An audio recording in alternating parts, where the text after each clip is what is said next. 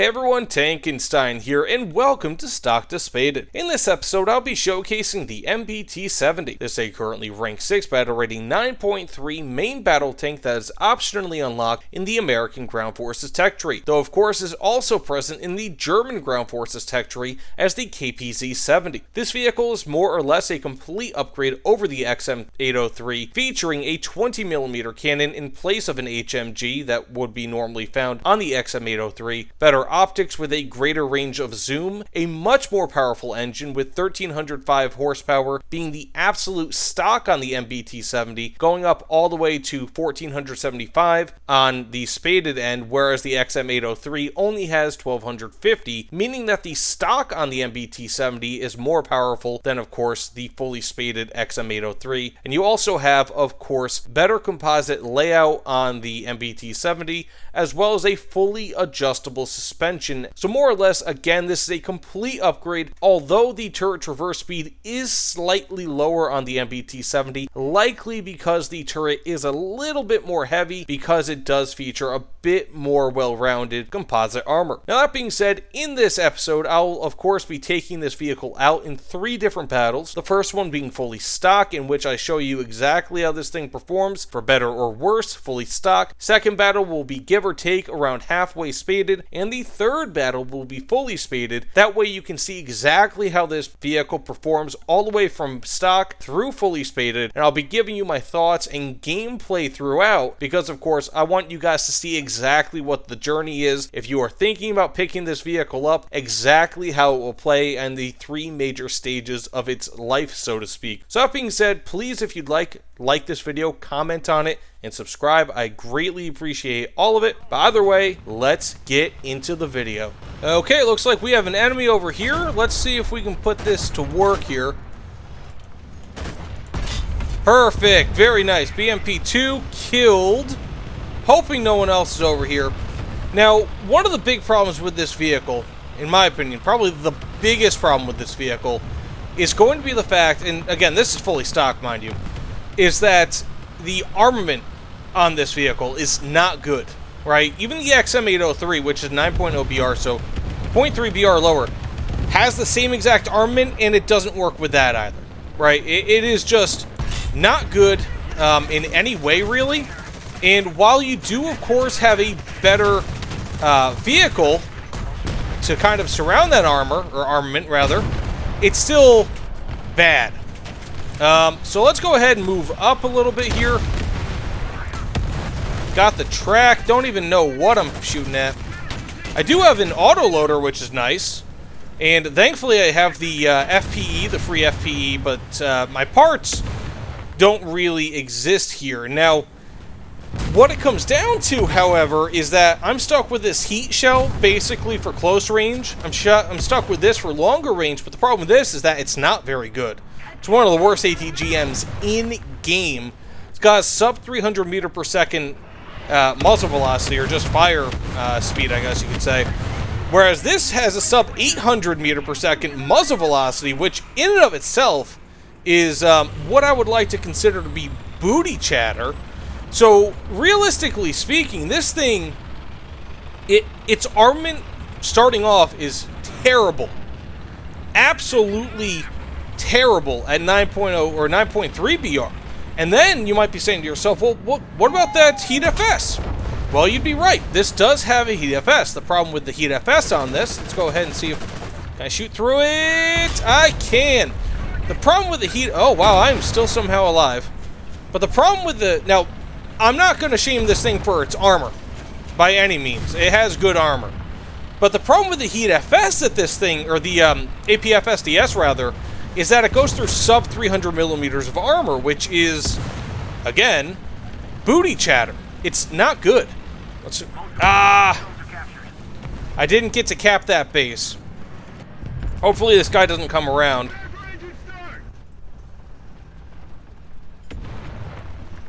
Sweet. Don't you love nice teammates? So this does have a nice autoloader, reloads in 7.5 seconds, which is nice.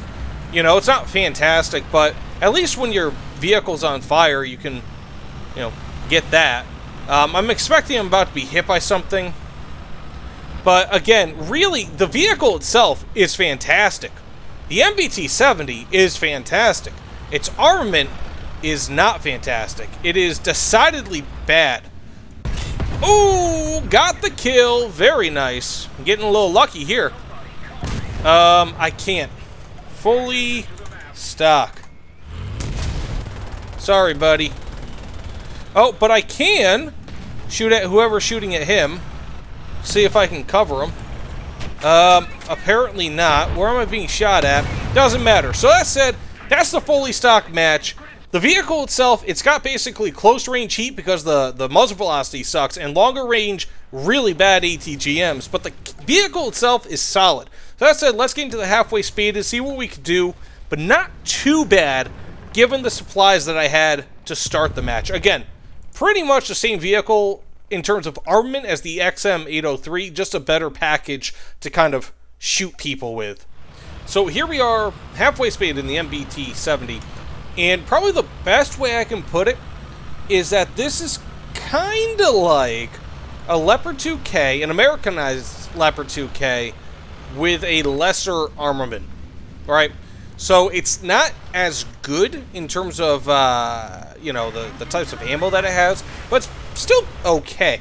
You know, it's usable. And a lot of people might look at the APF-SDS, 285 millimeters of armor pen, and kind of scoff at it. And I think that's an understandable reaction, because, quite frankly, it's not good. But if you use it correctly, if you use it as a flanking weapon, then you can do pretty well, and thankfully this vehicle is suited for it. Now, if this vehicle had like a 40 kilometer or 48 kilometer per hour top speed, a 15 horsepower per ton power to weight ratio, and it had this cannon, I would be substantially, supremely disappointed in it. However, it doesn't, right? Like, it's actually fairly reasonable for what it is. Nice kill by me, by the way. That is what I'm talking about, from, you know, to whatchamacallit. Is that someone else? Doesn't matter. In order to flank. But it's got some limitations, you know? Frontal, like, you're going to really need to know what the weak spots are on the enemies that you're fighting in order to shoot at them from the front. But when it comes to side shots, it actually does quite well. And like I said, thankfully, the power to weight ratio on this is sufficient where you can kind of play it like a well-armored, and it is actually fairly well-armored in my experience, kind of like a well-armored light tank.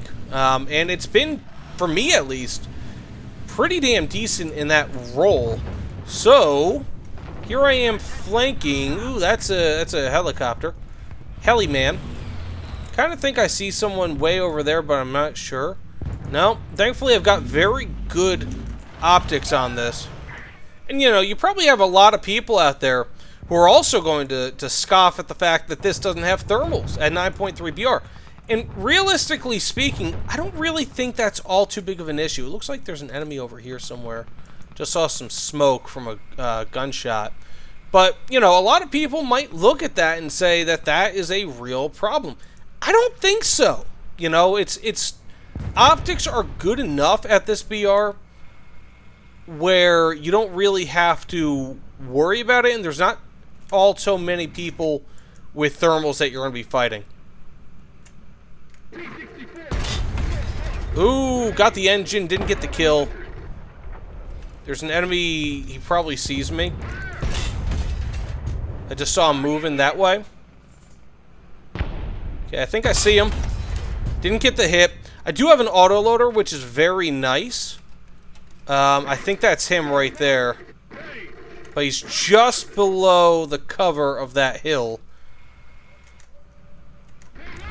But in general, I mean, my experience with this thus far has been very, very good. You know, and this is actually like the first match where I've actually played like this. So kind of like as a flanker in a way. And I typically do not ever play like this, mind you. But it really does suit the APF-SDS that you have. Again, being a lower penning APF-SDS, you really kind of need to work with it in order to be successful. And if you can make it so that you're not, you know, shooting the front of a T-72B or something like that, right? Something that's still going to be in your BR range. If you can make it so you're not shooting these people who, for the most part, are going to be able to resist your fire, you can actually be quite successful with this. But it kind of relies on that. Like, I don't know if I mentioned it, but, again, this is a great tank. It's just not the best when it comes to its armament. But if you can work around its armament, then you're getting somewhere. You know, then you're going somewhere. Over the rainbow. Woo!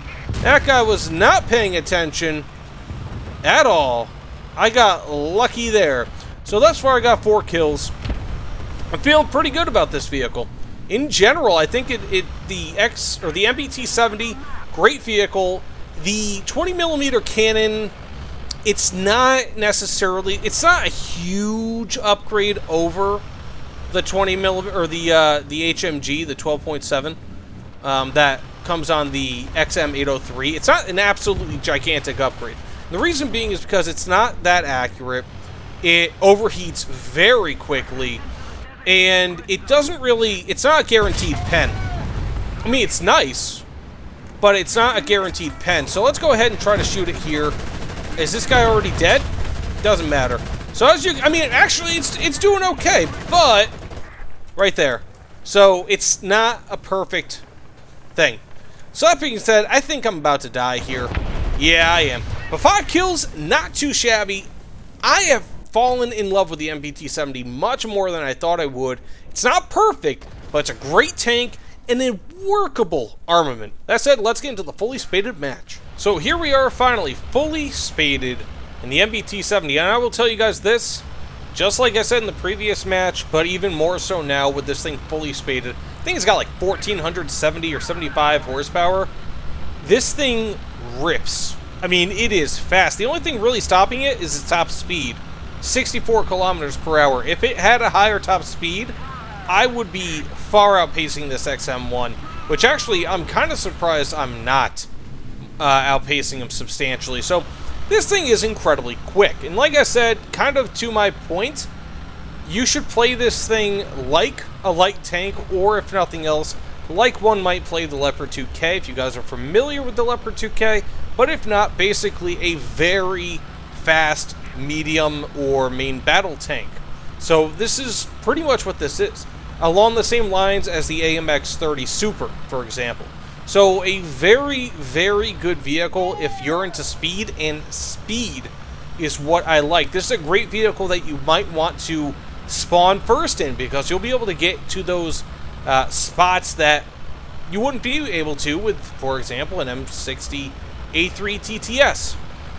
This will be able to get you to those really nice spots, like this kind of. Oh, buddy, buddy, buddy. Oh, this guy sees me. Oh, I got the kill, though. Does his buddy see me? I think his buddy saw me. Ooh, Lord. Look at that. I just shrugged off a shot, too. What is he? I don't even know where this other guy is, though. So I'm going to go back up. Got me some 3 kills to start this match. And this is exactly what I mean. I've been playing this vehicle quite a bit, and I will tell you guys this, especially when it comes to Soviet vehicles, the turrets are so thick that the APF SDS will typically not suffice when going through the front.